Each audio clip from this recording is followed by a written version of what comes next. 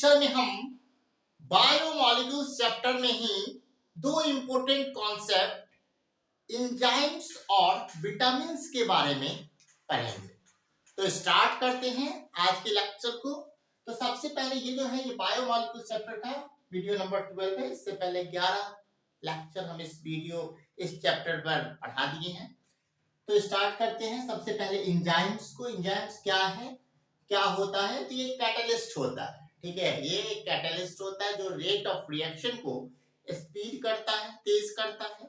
इसको हम bio catalyst कहते हैं। Enzymes are these are bio catalyst. Enzymes are bio catalyst. Almost all enzyme, लगभग जितने भी एंजाइम्स होते हैं कुछ को छोड़ के, वो प्रोटीन्स होते हैं, ग्लोबुलर प्रोटीन होते हैं। Enzymes are very specific particular reaction for a particular substrate. अब जैसे देखिए क्या है ना, आप पहले डाइसेक्राइड्स देखे हुए हैं।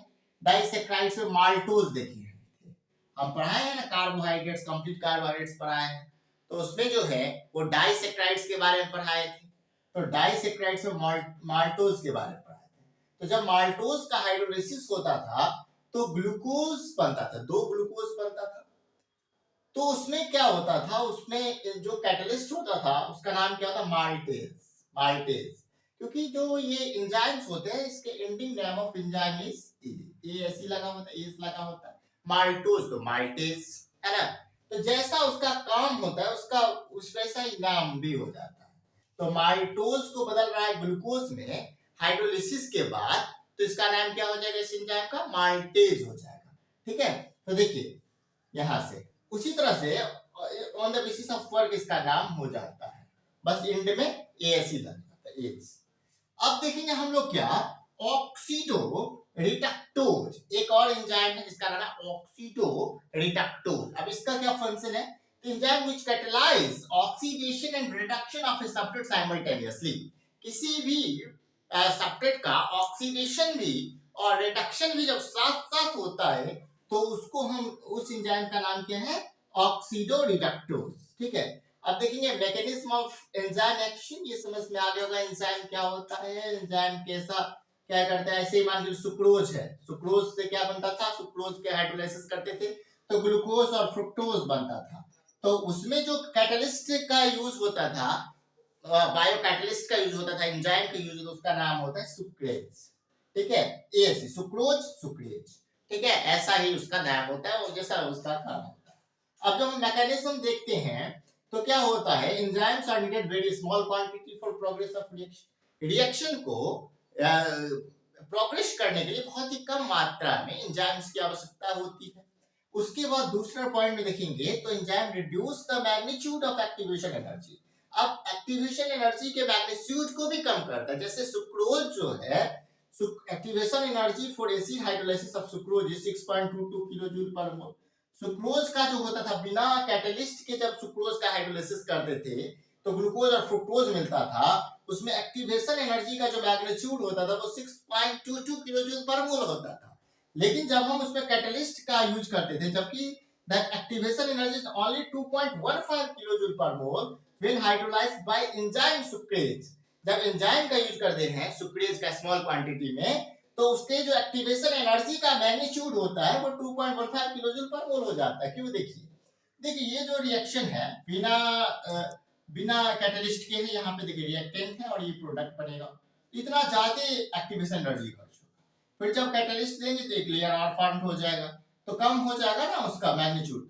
तो इसलिए जैसे मान लीजिए सुक्रेज है डालने पर, ये सुक्रेज है, एंजाइम है, कैटलिस्ट है, तो फिर कितना है इसका एक्टिवेशन एनर्जी का मैग्नीट्यूड होगा? 2.15 किलोजूल पर मोल। इस तरह से हम देखते हैं एंजाइम्स को। तो पहले आप इसको नोट कर लीजिए, हम थोड़ा साइड हो जाते हैं, वीडियो को पॉज करके अच्छे से इसको नोट कर लीजिए।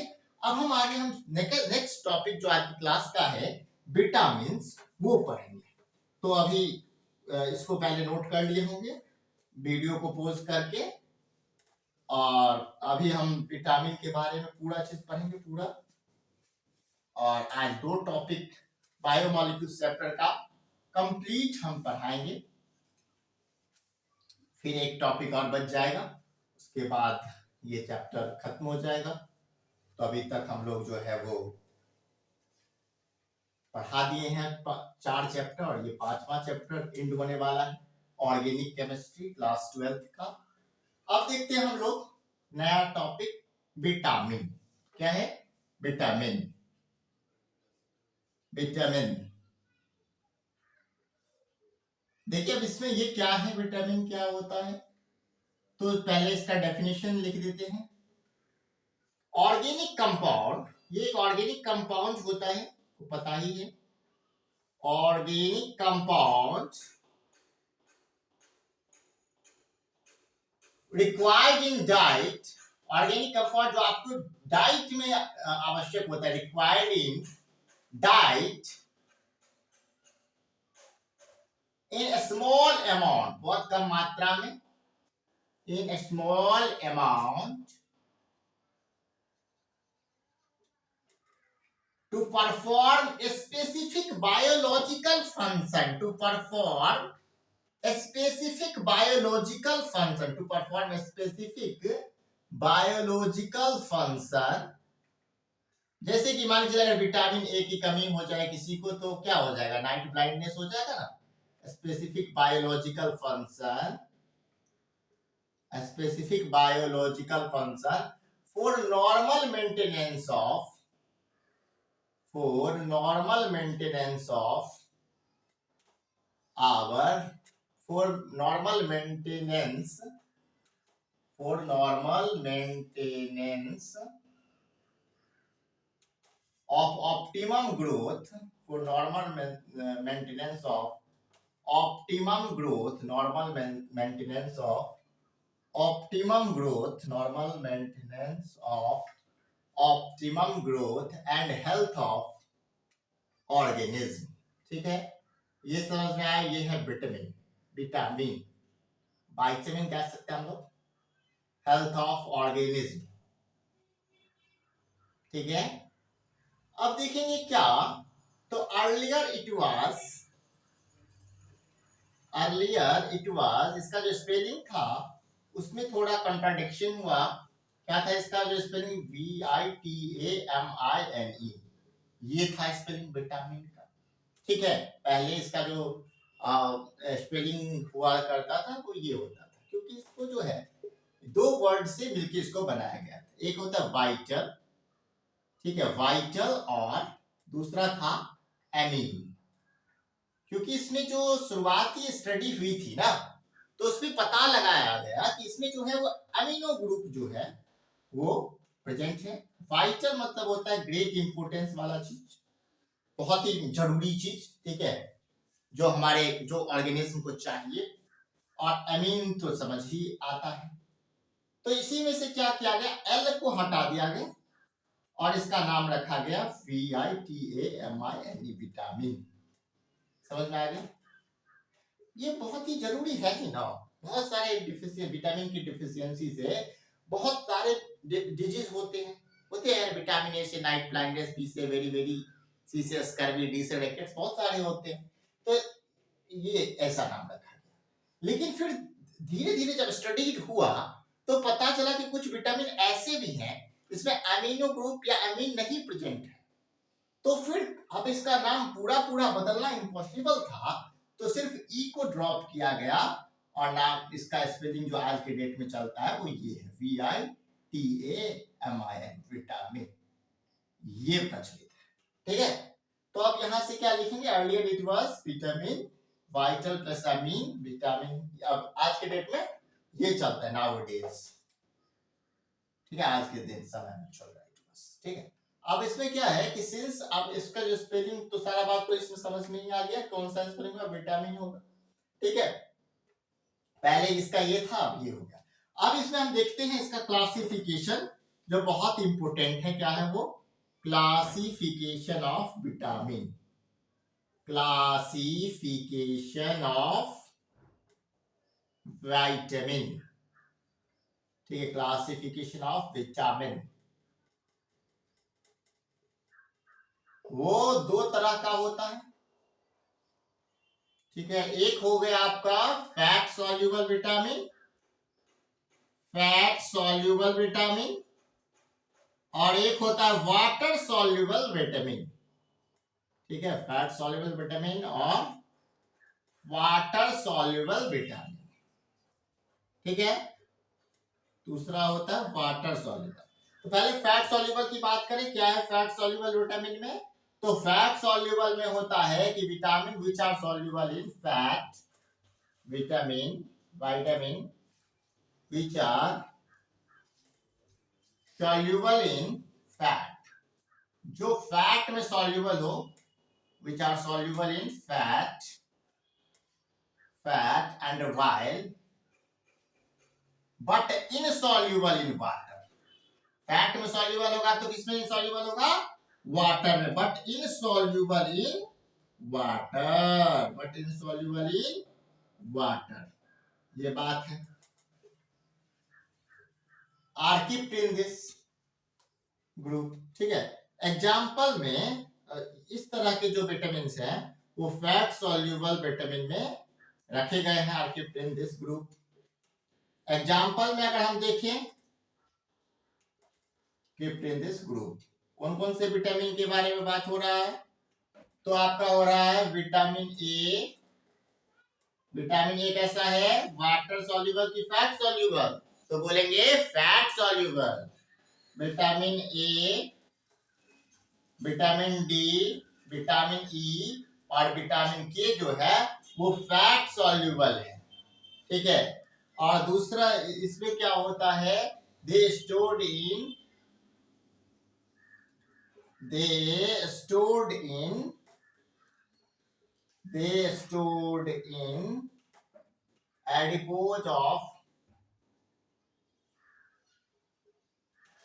adipose फैट स्टोरिंग, ये स्टोर होकर के रहता है। ठीक है, जो बाहर नहीं निकलता, ज्यादातर निकलता है धीरे धीरे। अब देखेंगे इस पे क्या है, सेकंड है आपका water soluble vitamin. Water soluble vitamin क्या कहेंगे इसमें, तो vitamin which are soluble in water, vitamin which are soluble in water, वैसे विटामिन जो पानी में घुलनशील हैं, which are soluble in water, they can not be stored, और ये स्टोर्ड होके नहीं रहता, ये यूरिन के साथ, स्वेट के साथ, पसीना के साथ, यूरिन के साथ निकल जाता है, दे कैन नॉट बी स्टोर्ड। तो ये फैट सॉल्युबल वाटर सॉल्युबल जो है उसे स्टोर्ड नहीं किया जा सकता। इसके एग्जांपल में आपके होते हैं विटामिन सी,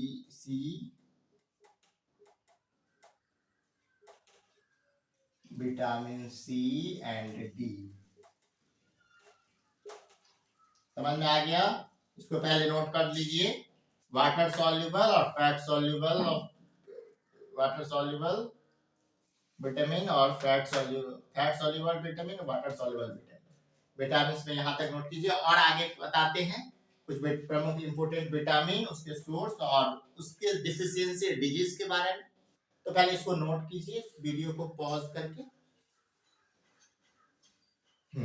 अब देखते हैं हम लोग नेक्स्ट टॉपिक है जो इंपोर्टेंट है, सबसे ज्यादा इंपोर्टेंट यही है, जहां से क्वेश्चन बोर्ड एग्जाम में भी ऑब्जेक्टिव में आ सकता है और कॉम्पिटिटिव एग्जामिनेशन में भी आ सकता है।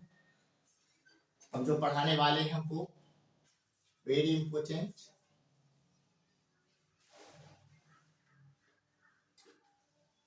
अब देखिए क्या है ना, देखिए सबसे पहले देखेंगे नेम ऑफ विटामिन,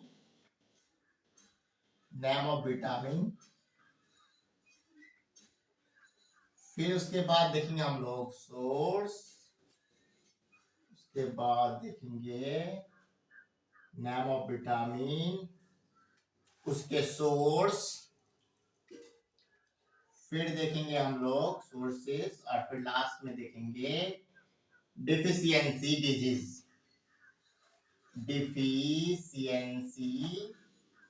मतलब विटामिन के अभाव में जो बीमारी होती हैं, डिजीज होते हैं वो।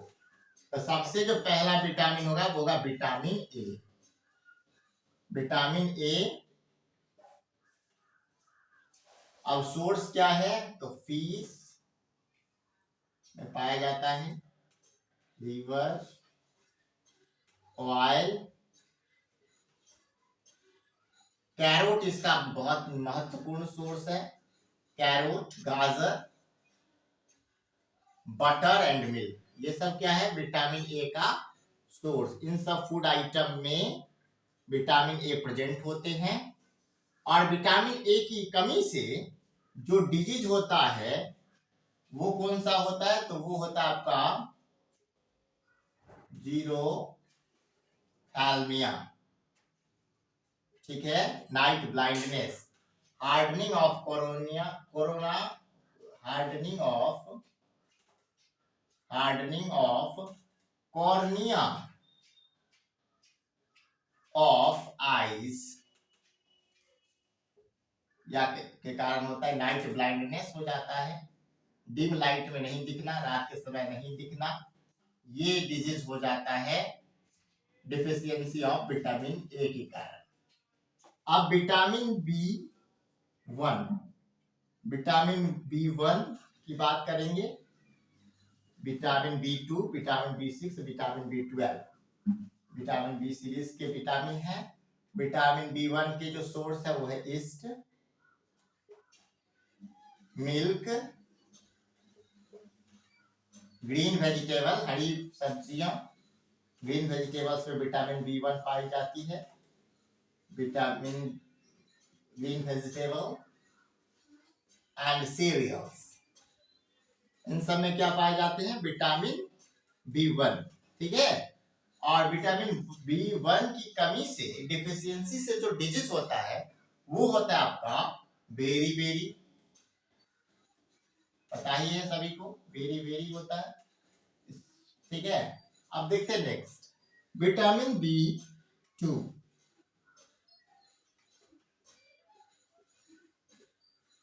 विटामिन बी टू का क्या सोर्स है, तो वही मिल्क,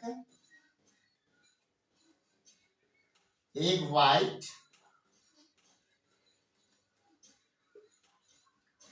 फिर लीवर किडनी, ये सब सोर्स है इसका विटामिन बी टू का। और इनसे जो डिजीज होता है यानी कि deficiency of B to,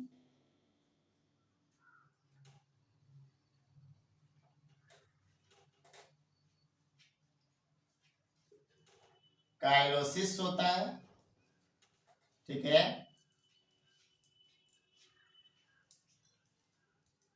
फ्रीजरिंग of corner of mouth and lips, ओठ पटजन, ठीक है, ऑफ माउथ एंड लिप्स, ये हो जाता है डिजीज इसमें, यानी कि विटामिन बी टू की कमी से, ठीक है। डाइजेस्टिव डिसऑर्डर हो जाता है, डाइजेस्टिव सिस्टम में भी थोड़ा प्रॉब्लम होता है, पाचन तंत्र में भी समस्या उत्पन्न हो जाता है, डाइजेस्टिव डिसऑर्डर हो जाता है, ठीक है, इस तरह से होता है। अब vitamin B six, vitamin B six में क्या होता है, विटामिन बी सिक्स, इसके क्या सोर्स हैं और क्या जो इसके हैं वो, तो विटामिन बी सिक्स के वही लिस्ट, तो सोर्स जो है लगभग बहुत कॉमन भी है, ठीक है, बट डिजीज और विटामिन याद होना बहुत ही जरूरी है, बहुत ही इंपॉर्टेंट है ये, इस पोर्शन का, पूरे वीडियो का, ये egg yolk, serial and grams, ये सोर्स होता है विटामिन बी सिक्स का। अब इसके जो इस मतलब विटामिन बी सिक्स की डिफिशियंसी से जो डिजीज होता है वो होता ही है वाला। अगला है vitamin B twelve, vitamin B twelve, तो विटामिन बी ट्वेल्व का जो सोर्स है, मुख्य सोर्स है, वो है meat, fish, egg and curd, egg and curd, ठीक है। और इससे जो डिजीज होता है वो होता है आपका विटामिन B12 की कमी से, वो होता है आपका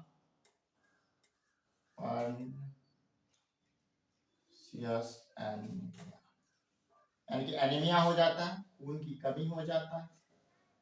ठीक है। अब है next vitamin C. Vitamin C जो होता है उसका तो मुख्य सोर्स होता है, आपको पता है, साइट्रस फूड होता है, खट्टे फल होते हैं जैसे ऑरेंज, लेमन, ये सब जो होते हैं ये सब विटामिन सी का मुख्य सोर्स होता है। साइट्रस फ्रूट, उसके बाद आपका हो गया आंवला, ग्रीन वेजिटेबल, ये सब होता है क्या, मेन सोर्स विटामिन सी का।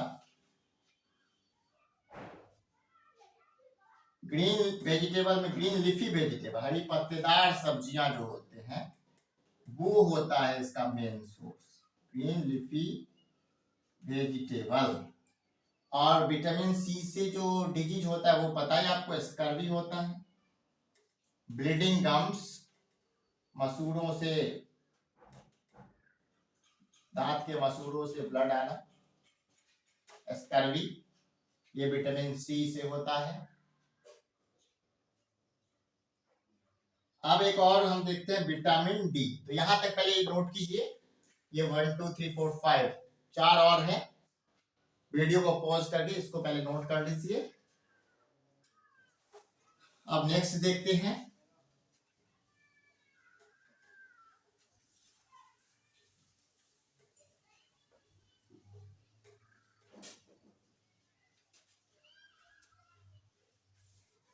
Vitamin E, vitamin D, vitamin E और विटामिन के, तीन बचा है।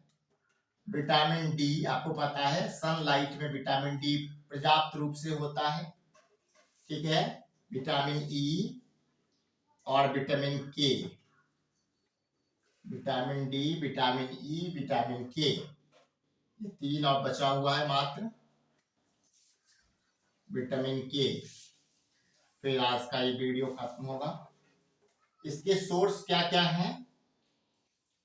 विटामिन डी के सोर्स है आपके एक्सपोज्यूर टू सनलाइट, सूर्य की रोशनी में बहुत अधिक मात्रा में विटामिन डी होता है, तो उसका सेवन, एक्सपोज्यूर टू सनलाइट। उसके बाद फिश एग योक, फिश में भी एंड एग योक, ये सोर्स ऑफ विटामिन डी हो गया। और अगर विटामिन डी की डेफिशिएंसी होगी तो डिजीज कौन सा होगा? तो डिजीज होगा आपका रिकेट्स हो जाएगा, जो बच्चों में होता है, चिल्ड्रंस में होता है, और ऑस्टियोमोल्सिया ये एडल्ट्स में होता है। ये बोन्स प्रॉब्लम है। ठीक है ना। अब विटामिन ई की कमी से क्या होता है? विटामिन ए का मुख्य, विटामिन ई का क्या मेन सोर्स होता है? तो होता है vegetable oil, like wheat, germ oil, sunflower oil, ये सब जो होते हैं।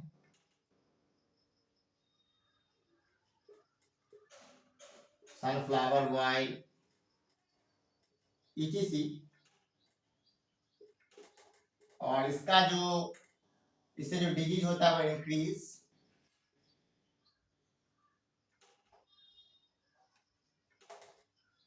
फ्रॉगिलिटी of RBCs and muscular weakness, muscular weakness भी होता है विटामिन ई की कमी से। विटामिन के में क्या, के का मेन सोर्स होता है ग्रीन लीफी वेजिटेबल ही, हरी पत्तीदार सब्जियां, ग्रीन लीफी वेजिटेबल। और इसका जो, इससे जो डिजीज होता है इंक्रीज्ड ब्लड